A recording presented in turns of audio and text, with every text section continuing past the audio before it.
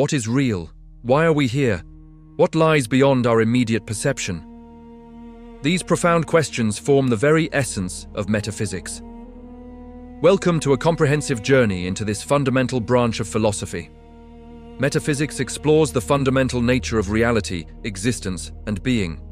It challenges us to look beyond the surface and question everything we perceive.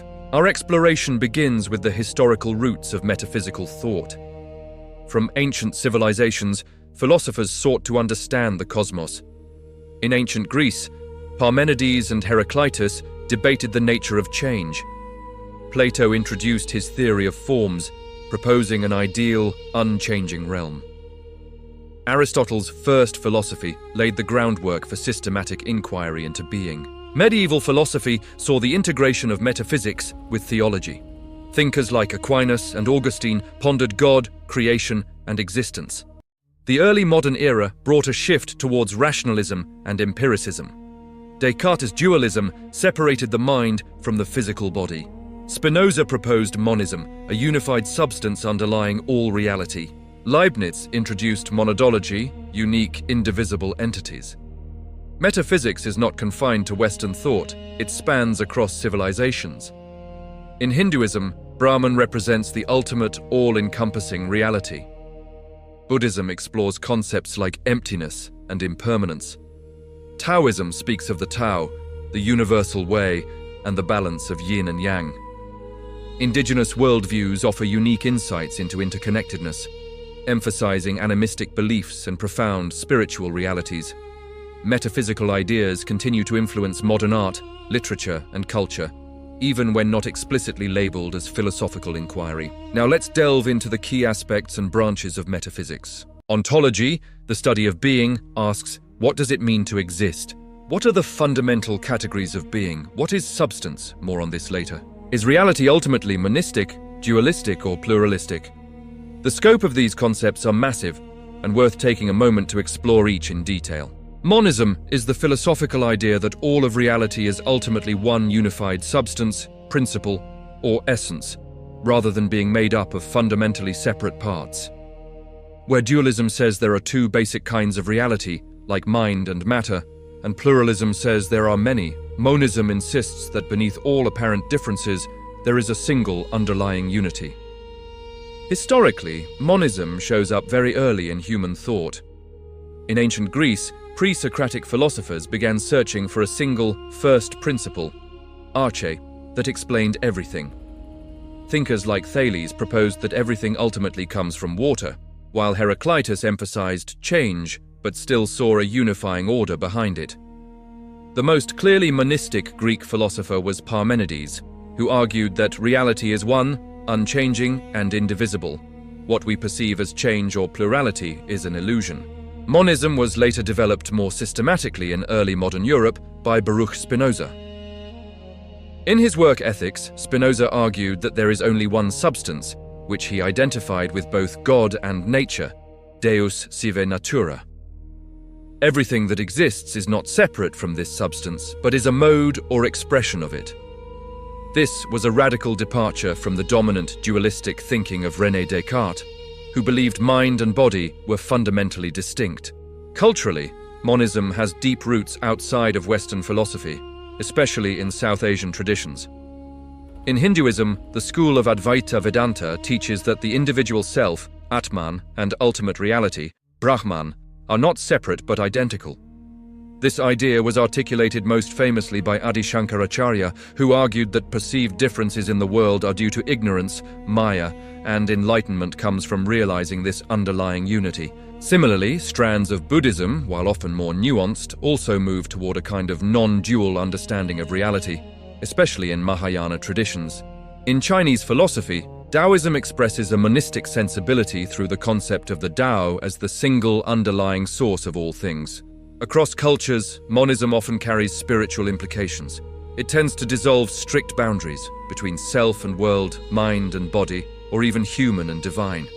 That's why it has been attractive not just to philosophers, but also to mystics, artists, and religious thinkers.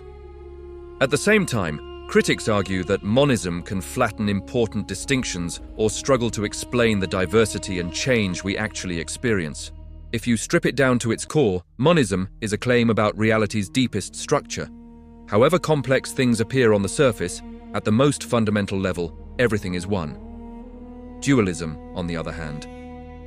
Dualism is the view that reality is fundamentally composed of two distinct and irreducible kinds of things. Most commonly, this means a division between mind and matter, but dualism can also take other forms, such as good and evil, or the physical and the spiritual. Where monism tries to unify everything under a single essence, dualism draws a hard line and says some aspects of existence cannot be reduced to each other. Historically, dualistic thinking appears in many early traditions, often tied to attempts to explain human experience. In ancient Greece, Plato presented one of the most influential forms of dualism. He argued that reality consists of two levels: the physical world we perceive through our senses, and a higher, unchanging realm of forms or ideas which can only be grasped through reason. For Plato, the soul belongs to this higher realm, while the body is part of the imperfect physical world, creating a clear division between the two. This line of thinking was later developed in early modern philosophy by René Descartes, who gave dualism its most famous formulation.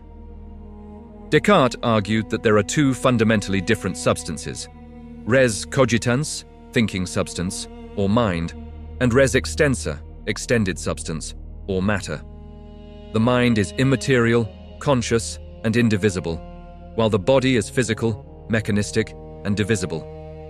His work shaped centuries of debate, especially around the mind-body problem, which asks how these two radically different substances could interact. Culturally, dualism is deeply embedded in religious and spiritual traditions. In Zoroastrianism, reality is framed as a cosmic struggle between opposing forces of good and evil, often personified as Ahura Mazda and Angra Mainyu. This moral dualism influenced later traditions, including aspects of Christianity and Islam, where the tension between divine and worldly, or good and evil, plays a central role. In Christianity, dualistic themes appear in the distinction between body and soul, as well as between earthly life and the afterlife. While not strictly dualistic in a philosophical sense, these contrasts have shaped how people understand human nature and moral responsibility. Similarly, in Hinduism, certain schools like Samkhya propose a dualistic framework in which consciousness, Purusha, and matter, Prakriti, are separate and fundamentally different realities. In East Asian traditions, dualism often takes a more balanced and dynamic form rather than a strict opposition. In Taoism, the concept of yin and yang represents complementary forces that are distinct but interdependent, showing that dualism does not always imply conflict but can also describe harmony through contrast. Across cultures, dualism tends to resonate with everyday human experience. People feel the difference between thought and physical sensation, between intention and action, between ideals and reality.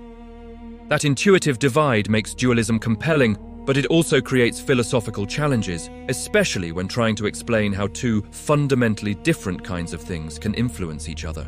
At its core, dualism is an attempt to make sense of the deep divisions we perceive in existence. It accepts that reality may not be reducible to a single essence, and instead insists that some boundaries are real, fundamental, and impossible to collapse. Pluralism takes this concept a step further. Pluralism is the view that reality is fundamentally made up of many distinct and irreducible elements, rather than being unified into a single essence, as in monism, or divided into just two basic kinds, as in dualism. It holds that diversity is not superficial or illusory, but built into the structure of existence itself. These many can refer to substances, forces, perspectives, or even values, depending on the context in which pluralism is being discussed. Historically, pluralism emerged in early Greek philosophy as a response to the strict unity proposed by thinkers like Parmenides. Philosophers such as Empedocles argued that reality consists of multiple fundamental elements: earth, air, fire, and water, combined and separated by forces like love and strife. Similarly, Anaxagoras proposed that everything is composed of infinitely many seeds or ingredients, all governed by a cosmic mind, nous. These views rejected the idea that everything could be reduced to a single substance, insisting instead on genuine multiplicity at the base of reality. Pluralism took on a different form in modern philosophy, particularly in the work of William James. James defended a kind of metaphysical and experiential pluralism, arguing that the universe is not a closed, unified system, but an open, evolving multiverse of partially independent processes. For him, reality is not fully stitched together into a single, coherent whole, and this leaves room for novelty, freedom, and genuine uncertainty. This perspective stood in contrast to more rigid, system-building philosophers who sought a single unifying principle behind everything. Culturally, pluralism has played a major role in shaping modern societies, especially in political and religious contexts. In places like the United States, pluralism became a guiding ideal, emphasizing the coexistence of diverse cultures, religions, and viewpoints within a single society. Rather than forcing unity through sameness, pluralism encourages systems that allow differences to persist and interact. This idea is closely tied to democratic values and the protection of individual freedoms. In religious contexts, pluralism often refers to the belief that multiple religions or spiritual paths can offer valid insights into truth or the divine. This stands in contrast to exclusivist traditions that claim only one path is correct. While not universally accepted, religious pluralism has gained influence in a globalized world where different belief systems increasingly come into contact. In philosophical discussions about knowledge and truth, pluralism can also mean that there is no single, absolute framework that explains everything. Instead, different perspectives or methods may each capture part of the truth without being reducible to one overarching system. This shows up in fields like ethics, where value pluralism suggests that there are multiple, sometimes conflicting moral goods that cannot always be reconciled into a single hierarchy. At its core, pluralism is a commitment to real diversity. It treats complexity, difference, and even tension not as problems to be eliminated, but as fundamental features of reality that must be acknowledged and navigated rather than reduced away. So which is true? Monism, dualism, or pluralism?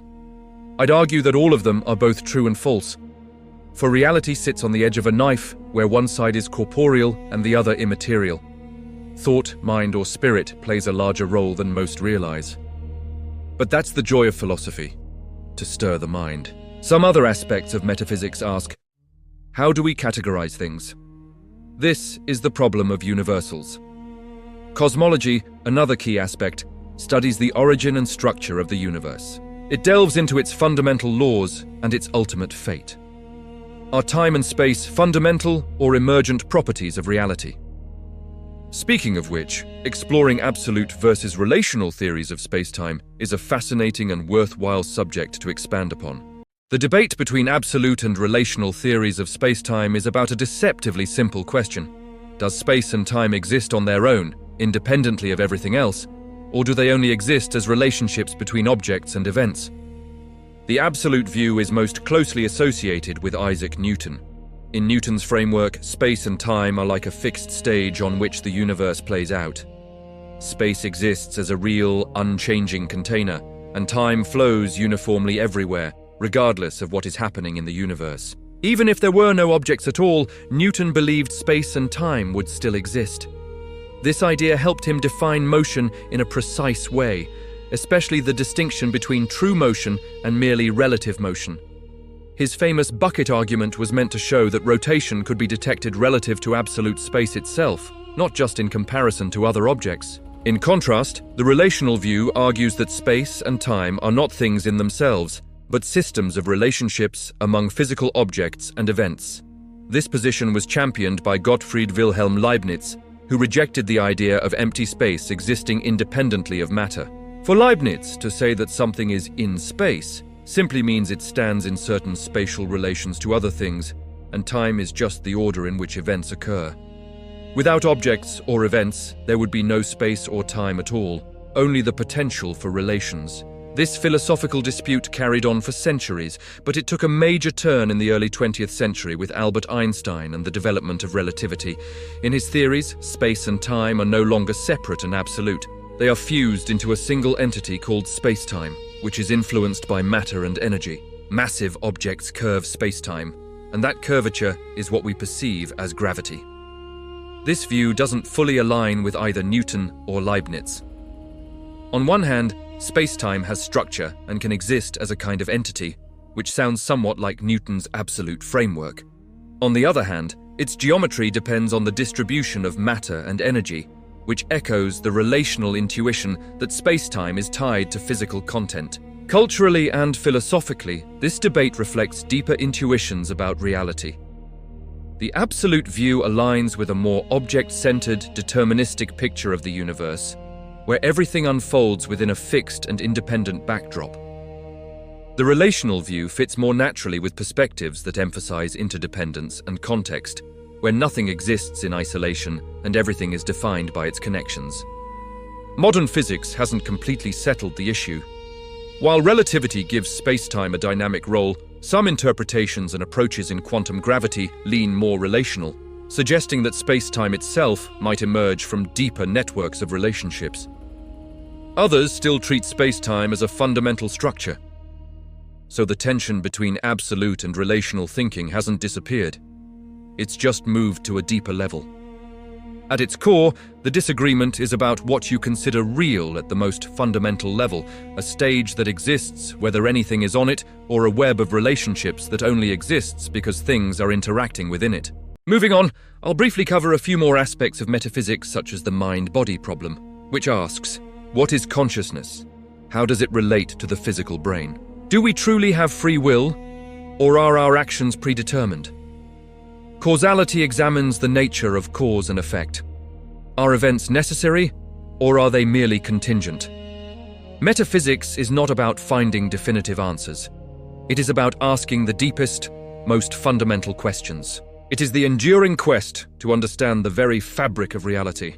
Thank you for joining this exploration into the profound world of metaphysics. Next up, we'll explore ontology and epistemology.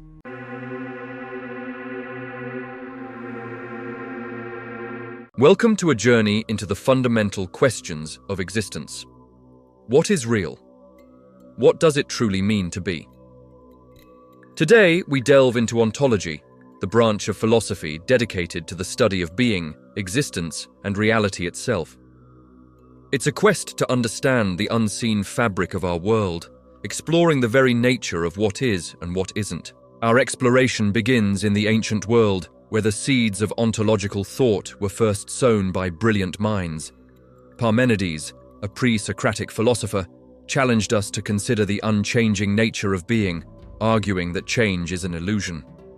Plato introduced his theory of forms, suggesting that true reality exists in an eternal, non-physical realm of perfect ideas. These forms, he believed, are the ultimate reality, casting shadows in our perceived physical world. Aristotle, his student, took a more empirical approach, categorizing existence based on observation and logic. He focused on substances, properties, and relations, laying the groundwork for much of Western metaphysics. Ontological assumptions are not confined to philosophy. They profoundly shape our worldviews and cultural identities. Consider the stark differences between Eastern and Western perspectives on reality. Many Eastern philosophies emphasize interconnectedness and the impermanence of individual existence, while Western thought often prioritizes individual identity and a more distinct separation between self and world. Indigenous ontologies, for instance, often view nature not as a resource, but as a living, conscious entity. This deep respect for the natural world stems from a fundamental understanding of its inherent being. These diverse perspectives highlight how our ontological frameworks dictate how we perceive and interact with reality. Now, let's explore the core concepts that define the study of ontology itself. One of the most fundamental questions is, what exists? And conversely, what does not exist? This leads to the problem of universals. Do abstract concepts like redness or justice exist independently of specific instances? Are universals real entities, or merely names we apply to groups of similar things? Next, we categorize being. What are the fundamental types of things that exist? Substance refers to the underlying essence of a thing, that which persists through change. Properties are the qualities or characteristics that describe a substance, like its color or size. Relations describe how substances interact with each other, such as being taller than or being next to. Events are occurrences or changes over time, dynamic aspects of reality. Modality explores the concepts of possibility, necessity, and actuality. What could be? What must be? And what actually is? These questions delve into the very fabric of potential and constraint within our universe. Identity and change pose another profound challenge. What makes something the same over time? Is a river the same river if its water constantly flows? Is a person the same person throughout their life? These paradoxes force us to confront the nature of persistence and transformation. Finally, the mind-body problem. What is the ontological status of consciousness?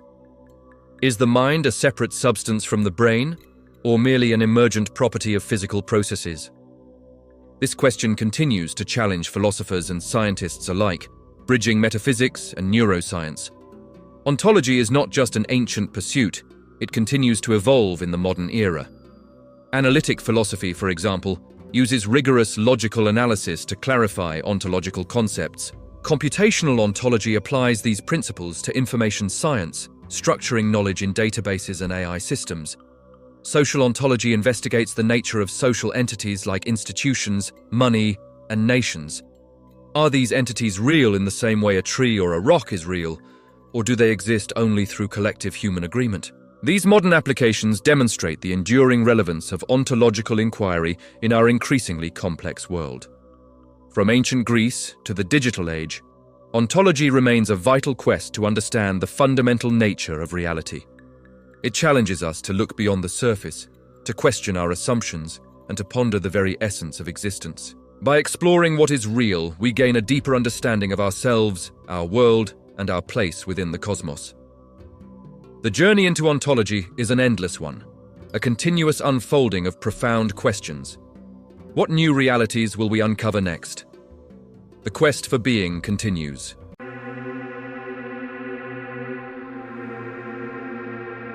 Have you ever stopped to wonder how you know what you know? No, really think about it. How do you know the sky is blue, that 2 + 2 = 4, or even that you're watching this video right now? This isn't a trick question. It's one of the deepest, most fundamental questions in all of philosophy, and it's the core of a field called epistemology, the theory of knowledge. It's the ultimate detective story, where the mystery is knowledge itself. What is it? How do we get it? And how can we be sure it's real? Stick around, because we're about to go on a mind-bending journey to unpack what it means to truly know something. So, what exactly is epistemology? At its heart, it's the branch of philosophy that investigates the nature of knowledge, belief, and justification. It tackles huge questions like, what is the difference between believing something and knowing it? What makes a belief justified?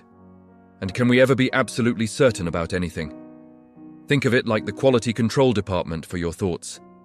It helps us distinguish between solid, well-founded knowledge and mere opinion, guesswork, or misinformation. To get a grip on this, philosophers often break down knowledge into 3 key components, known as the justified true belief, or JTB model. Let's unpack this. First, for you to know something, you must believe it. You can't know that Paris is the capital of France if you don't believe it. Simple enough. Second, that belief must be true. If you believe the capital of France is Berlin, you don't know it, you're just mistaken. This is the reality check. Your belief has to match up with the facts of the world. But here's where it gets really interesting. The third condition is justification. You need to have a good reason for your true belief. If you guessed the winning lottery numbers just by picking them randomly, you didn't know they would win, even if you believed it and it turned out to be true. You just got incredibly lucky. Knowledge requires more than luck. It requires some kind of supporting evidence, reason, or reliable process. This justification part is where most of the philosophical action happens. Our journey into epistemology really takes off in ancient Greece with 2 heavyweights, Plato and Aristotle. Plato was a bit of a skeptic about the world we see around us. He famously used the allegory of the cave to illustrate his point. Imagine prisoners chained in a cave, only able to see shadows projected on a wall. To them, these shadows are reality. But what if one prisoner escaped and saw the real world, the source of the shadows? Plato argued that our sensory experiences are like those shadows, fleeting and unreliable copies of a higher, perfect reality of forms or ideas. For Plato, true knowledge wasn't about observing the physical world, but about using reason to grasp these perfect, unchanging forms. This idea is called rationalism, the belief that reason is the primary source of knowledge. He'd study plants, animals, and political systems to understand them. For Aristotle, your senses weren't deceiving you. They were your windows to reality. This fundamental clash between Plato's rationalism and Aristotle's empiricism set the stage for a debate that has raged for over 2,000 years. Is knowledge born from the mind or from the world? What was the one thing he couldn't doubt? The fact that he was doubting. And to doubt, you have to think. And to think, you have to exist. Boom. He found his bedrock of certainty in his own consciousness. From this single point, he tried to rebuild all of knowledge using pure logic and reason, much like a mathematician builds proofs from axioms. David Hume took this idea even further, becoming one of history's most powerful skeptics. He questioned whether we could really know things we haven't directly experienced. For instance, you believe the sun will rise tomorrow because it always has. But Hume pointed out that this is just an assumption based on past habit. We have no logical guarantee that the future will resemble the past. He challenged the very foundations of concepts like cause and effect, shaking the empiricist tradition to its core. The story doesn't end there. In the 18th century, the German philosopher Immanuel Kant came along and attempted to synthesize these two opposing views. Kant was awakened from his dogmatic slumber, as he put it, by reading Hume. He agreed with the empiricists that knowledge begins with experience. We can't know anything without sensory input. However, he also agreed with the rationalists that our minds aren't just passive blank slates. He argued that our minds actively structure and organize our experiences using innate categories like space, time, and causality. We don't just receive data, we process it. Think of it like wearing glasses you can never take off. The glasses represent the innate structures of your mind. You can only see the world through them. So for Kant, knowledge is a joint product of both the external world providing the content and our minds providing the structure. This was a revolutionary compromise that reshaped the entire field of philosophy. But epistemology isn't just a historical curiosity or a game for old philosophers. It is incredibly relevant to our lives today, especially in the digital age. Think about the last time you scrolled through your social media feed. You were bombarded with information, news articles, friends' updates, memes, and advertisements. How did you decide what to believe? That's an epistemological question. When you see a news headline, do you check the source? Do you look for corroborating evidence? Do you consider the potential biases of the author? These are all acts of justification, the process of building a good reason for your belief. In an era of fake news and misinformation, having good epistemological habits isn't just an academic exercise. It's a crucial skill for responsible citizenship. Furthermore, epistemology forces us to confront our own biases and limitations. It encourages intellectual humility. The Dunning-Kruger effect, for example, is a cognitive bias where people with low ability at a task overestimate their ability. They don't know enough to realize they don't know enough. Epistemology is the antidote. It pushes us to ask, how could I be wrong? And what evidence would change my mind? It fosters a mindset of curiosity and lifelong learning rather than one of rigid certainty. This is vital not just for individuals, but for science and society as a whole. Scientific progress happens when we question existing knowledge, test our hypotheses, and remain open to being proven wrong. That entire process is applied epistemology. So where do we land after this whirlwind tour? We've seen that knowledge is more than just a random belief that happens to be true. It requires justification. We've traced the epic battle between rationalists who champion reason and empiricists who champion experience. And we've seen how thinkers like Kant tried to build a bridge between them. The quest to understand knowledge is a journey that has spanned centuries and continues to evolve. There are no easy answers. Philosophers still debate the precise nature of justification, the limits of human knowledge, and how to deal with skepticism. But engaging with these questions is what matters. It sharpens our minds, makes us more critical thinkers, and helps us navigate a complex world saturated with information. The next time you learn something new, or form an opinion, or get into a debate, take a moment to think epistemologically. Ask yourself, how do I know this? What is my evidence? Is my belief justified? By doing so, you're not just being a philosopher, you're being a more thoughtful, responsible, and engaged human being. The journey to understand knowledge is ultimately a journey to understand ourselves and our place in the universe. Thanks for joining me on this deep dive into the theory of knowledge. If you enjoyed this journey into the mind, make sure to like this video, subscribe to the channel, and hit that notification bell so you don't miss our next exploration. What philosophical topic should we tackle next? Let me know in the comments below.